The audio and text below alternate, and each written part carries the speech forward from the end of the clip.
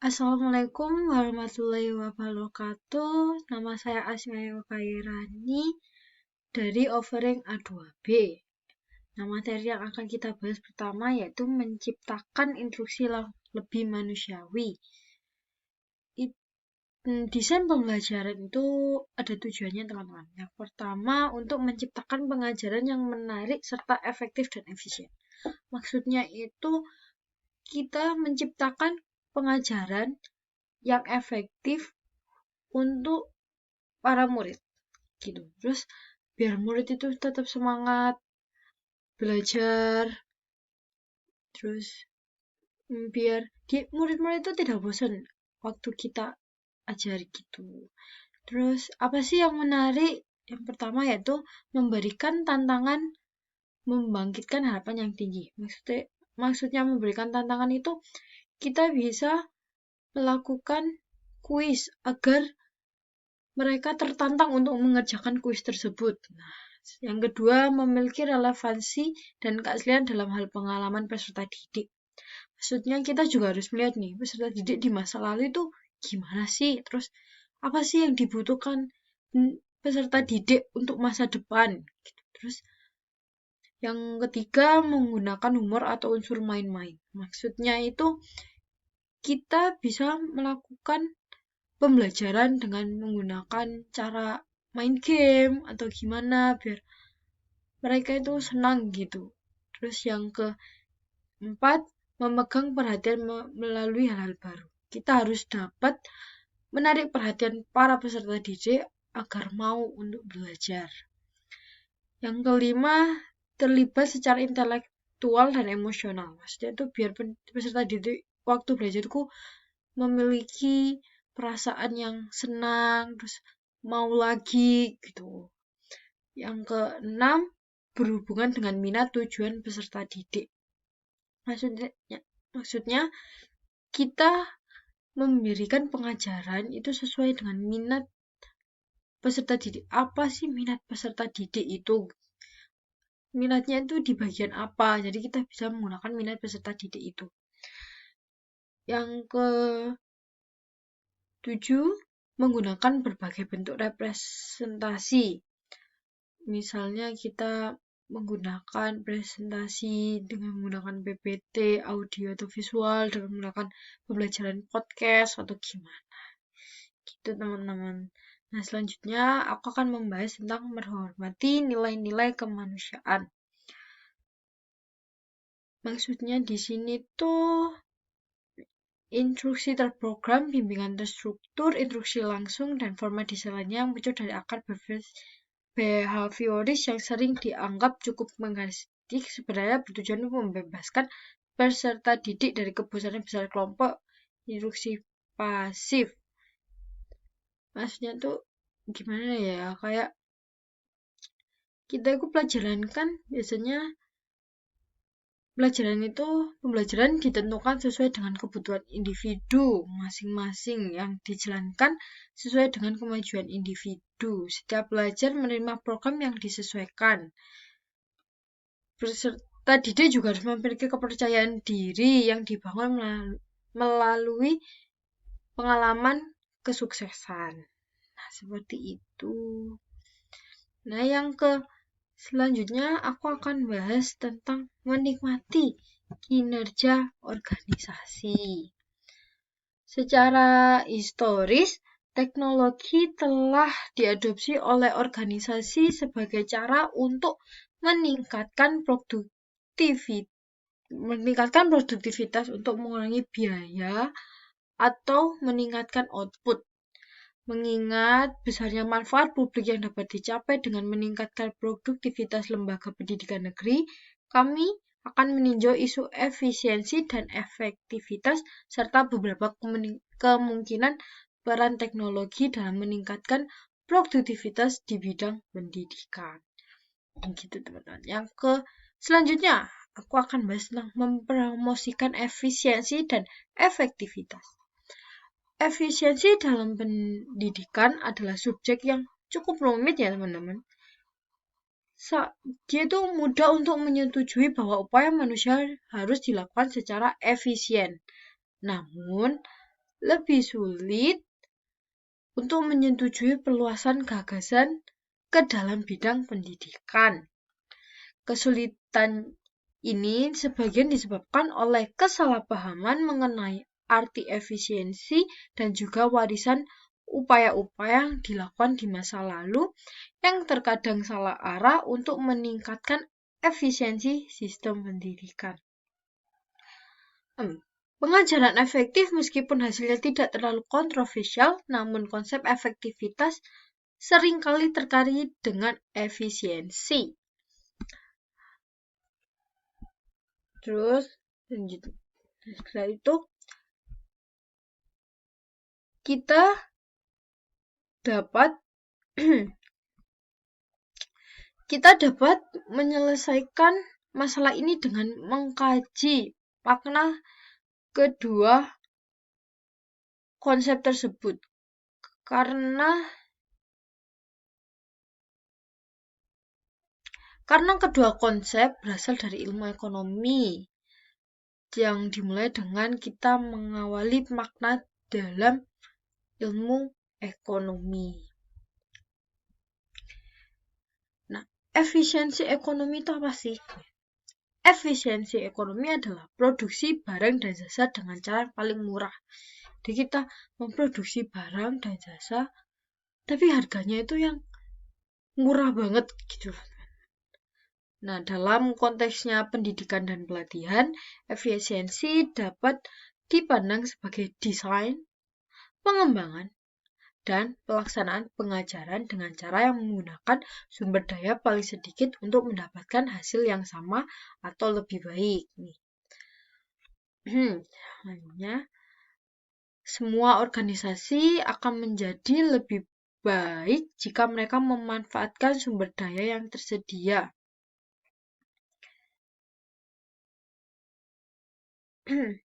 Dengan memanfaatkan sumber daya yang tersedia, lembaga pendidikan mendapatkan keuntungan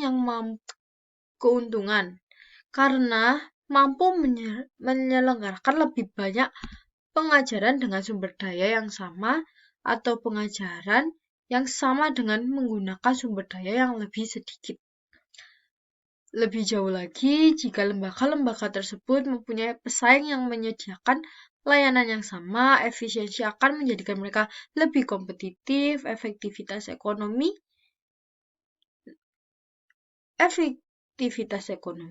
adalah produksi barang dan jasa yang bernilai oleh masyarakat dan anggotanya. Dari sudut pandang ekonomi, efisiensi berkaitan dengan sisi penawaran, sementara efektivitas berfokus pada faktor sisi permintaan.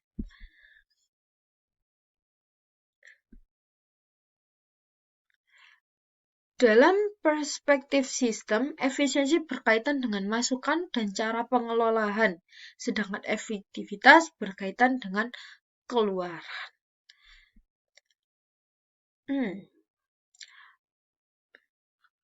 Pengajaran yang efisien tidak ada gunanya jika tidak menghasilkan pengetahuan, keterampilan, atau sikap yang diinginkan. Begitu juga pengajaran yang memberikan hasil pembelajaran yang diinginkan tetapi menghabiskan sumber daya secara berlebihan, tidak tepat waktu, atau tidak mempengaruhi orang yang tepat juga tidak produktif.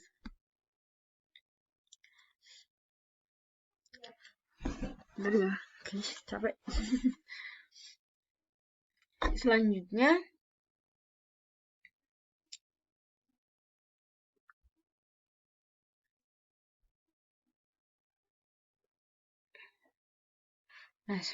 produktivitas ditentukan.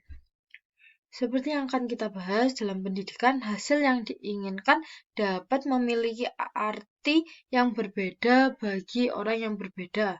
Oleh karena itu, sangat penting untuk membahas pengukuran, bagaimana biaya ditentukan dan diukur, serta bagaimana hasil ekonomi bahwa pendidikan, baik tingkat dasar menengah maupun pasca sekolah menengah.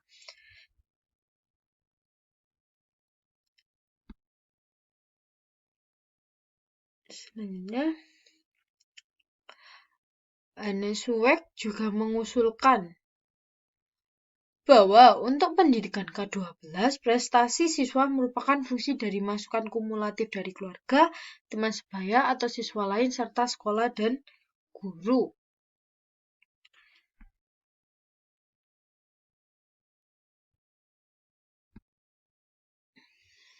Masukan-masukan ini juga berinteraksi satu sama lain dan dengan guru-guru menjadi tingkat pendidikan dan pengalaman guru, ukuran kelas, fasilitas, pengelolaan pengajaran, dan kekayaan komunitas atau distrik sekolah. Faktor-faktor ini dan interaksi di antara mereka ditunjukkan pada gambar di bawah ini. Gambarnya kurang jelas ya, maaf ya. Gambar ini menggambarkan hubungan menurut penelitian mengenai faktor-faktor yang terkait dengan pembelajaran akademik siswa.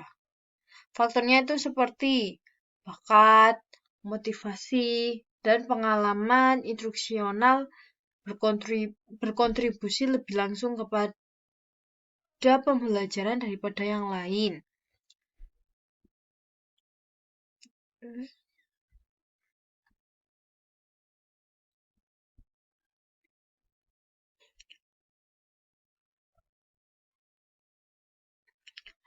Faktor pengalaman guru. Faktor pengalaman guru memiliki banyak pengalaman tidak menyebabkan pembelajaran. Ini mungkin mempengaruhi pembelajaran secara langsung dengan mempengaruhi penilaian guru dalam memilih strategi pengajaran atau motivasi. Studi-studi semacam ini juga cenderung menganggap keahlian dosen dan bakat serta motivasi mahasiswa sebagai suatu hal yang konstan dan mengabaikan kontribusi mereka terhadap persamaan tersebut. Konseptualisasi masalah peningkatan efisiensi ini cocok untuk penggunaan teknologi. Pengajaran berbantuan dapat mengurangi biaya waktu instruktur dengan tetap menjaga kualitas. Di luar tradisi yang ada di bidang ekonomi, pertanyaan menghantui upaya mengukur efisiensi.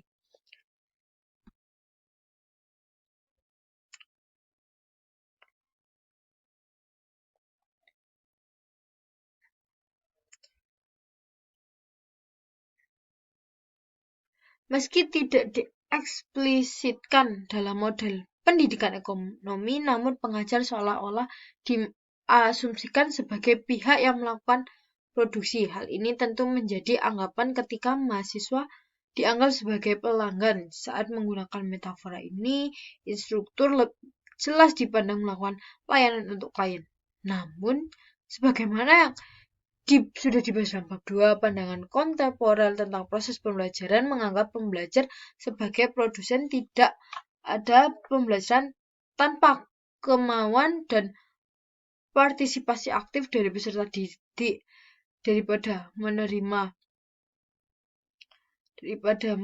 layanan pembelajar sebenarnya menciptakan produk keuntungan belajarnya sendiri, terkadang bekerja sama dengan instruktur dan terkadang tanpa bekerja sama.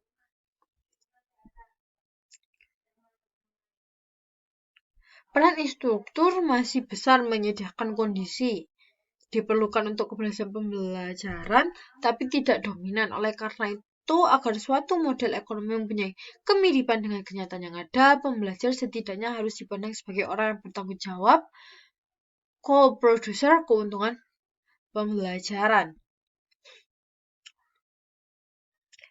Ukuran hasil. Berapapun peliknya permasalahan yang ada, masukan keluaran variabel mereka lebih sulit untuk mengukur hasil. Sebagaimana dicatat oleh Bosworth, contoh utama kegiatan yang menimbulkan permasalahan yang menantang dan sejauh ini belum terselesaikan mengenai bagaimana mengukur keluaran. Hal ini dipertahankan karena diperlukannya semacam ukuran hasil yang objektif. Pihak lain berpendapat bahwa ukuran ini terlalu sempit dan hasil lain harus dipertentukan. Misalnya, yang pertama, prestasi siswa dalam bidang pembelajaran tidak termasuk dalam pengujian standar seperti pengembangan sosial, kebajikan sipil, seni kreatif, kesehatan dan atletik, dan kecintaan belajar. Yang kedua, prestasi. Kita mulai lagi yaitu tadi mati. Nah, kita lanjutkan yang ini. Apa ini tadi? Pihak yang berpendapat bahwa ukuran terlalu sempit dan hasil lain harus diperhitungkan. Yang kedua, prestasi siswa dalam keterampilan dasar yang tidak ukur dengan tes yang terstandar seperti kenikmatan membaca, berpikir kritis dalam sains, penerapan matematika dalam kehidupan sehari-hari, dan sejenisnya. Yang ketiga, lingkungan belajar yang sehat di mana setiap siswa mempunyai kesempatan untuk berkembang menuju kehidupan yang sukses dan produktif. Yang keempat, lingkungan yang kerja yang produktif bagi para guru di mana upaya mereka dihargai dan mereka termotivasi untuk tetap bertahan dan berkembang. Jadi kita sebagai murid harus menghargai guru kita kalau guru kita menjelaskan gitu. Terus yang selanjutnya, karena kepentingan mereka dalam efisiensi dan efektivitas, para ahli teknologi pendidikan mempunyai kepentingan khusus nih dalam memastikan bahwa proses dan hasil diukur secara akurat. Jadi misalnya ketika lingkungan kaya untuk pembelajaran aktif digunakan untuk mengejar pembelajaran mendalam dan keterampilan terapan, penilaiannya harus lebih dari sekedar penilaian sederhana kertas dan pensil tes. Simulasi dan portofolio lebih mungkin memberikan ukuran yang akurat mengenai pencapaian mereka yang lebih tinggi keterampilan tingkat. Dengan kata lain, Anda tidak dapat yakin akan efektivitasnya kecuali Anda mengukur secara akurat keluarnya. Jadi kita gak bakalan yakin nih efektivitasnya nanti bagaimana apabila kita itu tidak mengukur secara akurat keluarannya itu gimana sih. Nah, itu ya teman-teman.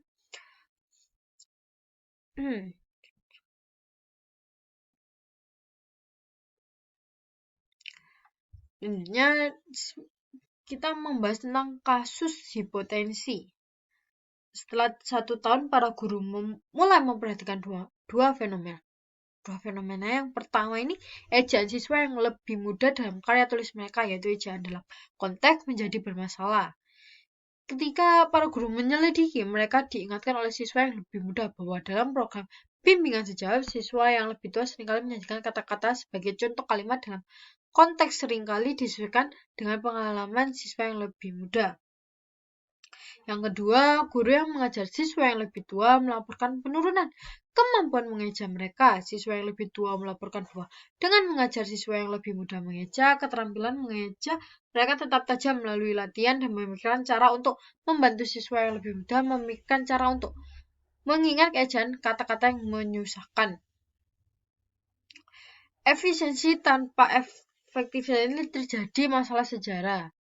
Calahan dengan fasih menceritakan kisah upaya menerapkan manajemen ilmiah di sekolah-sekolah Amerika pada dekade pertama abad ke-20 dan bagaimana kualitas atau efektivitas seringkali dikorbankan di atas altar manajemen ilmiah.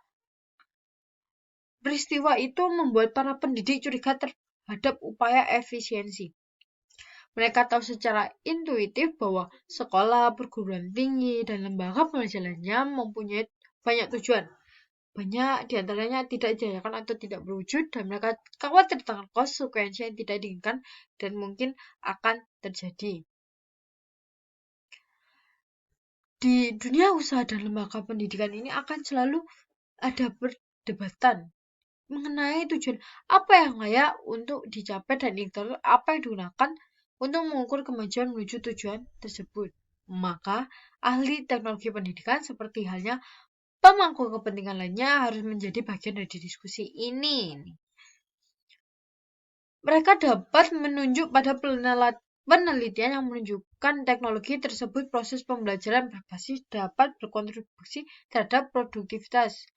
Misalnya, satu contoh, meta-analisis studi perbandingan Elson 1986 mencari pengobatan eksperimental yang lebih dari itu 2 kali sama produktifnya dengan perlakuan kontrol yang didefinisikan sebagai mempelajari jumlah yang setara dalam separuh waktu atau dengan separuh biaya di antara 125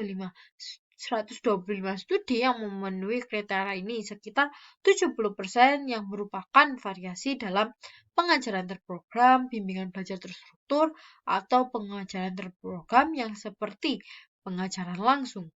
Dalam konfigurasi instruksional yang terakhir, instruktur bisa jadi seseorang, siswa, atau para profesional melakukan pelajaran terstruktur mengikuti template yang dikembangkan dan diuji sebelumnya oleh tim desain yang berkualifikasi sehingga memanfaatkan pembagian kerja secara ekonomis. Nah, teman-teman, itu tadi yang bisa saya sedikit jelaskan. Maaf apabila kalau kurang jelas, saya mohon maaf yang sebesar-besarnya. Apabila saya salah kata, saya juga mengucapkan mohon maaf yang sebesar-besarnya. Nah, sekian dari saya. Wassalamualaikum warahmatullahi wabarakatuh.